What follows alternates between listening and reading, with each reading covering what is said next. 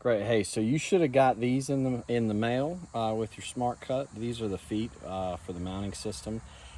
Basically, this will be your own hardware that whatever you use to mount to your current stand, and you just slide those feet right in there, and then you would actually do not tighten it all the way. Just get it tightened loosely, and then what you do is you see that you have them on both ends the exact same way, and keep them loose till you actually set them out.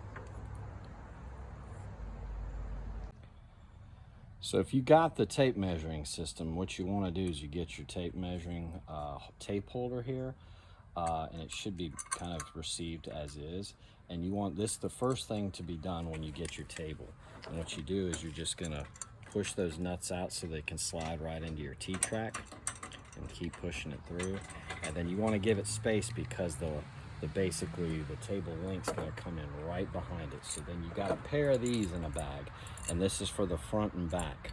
So then what you'll do is you'll take this and slide it once again right into the T-track.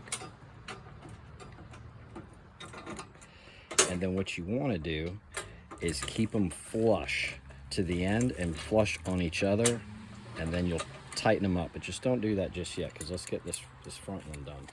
So then the front one will be done the exact same way. Slide it in, get it flush with your table there. Now you can tighten up. Now you can see, now tightened, they're flush with the table.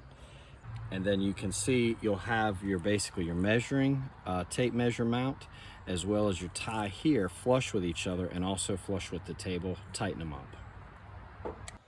All right, then you'll take your mounting bar and actually place it right here, and then you want to get into these long things here. Take your carriage bolt nut and actually put it through right there, and then on the back side right there, and tighten it up. And now you can see them tightened up. Now what I would do is actually keep these loose till you actually figure out how it's going to sit with your saw. And then you just slide it on, and you see how it'll mount. Now mine's obviously flush right now, but what you'll have to do, that's why you kept these areas loose right here, and you actually kept these loose on the mounts on the front and back side, so you can adjust and move in and out accordingly, so you can get that nice flush fit. Once you get that flush fit, tighten them down, and you won't have to touch it again. And so when you're done with your job at the day, you can take it right off. You want to put it back on, and you still got that flush fit.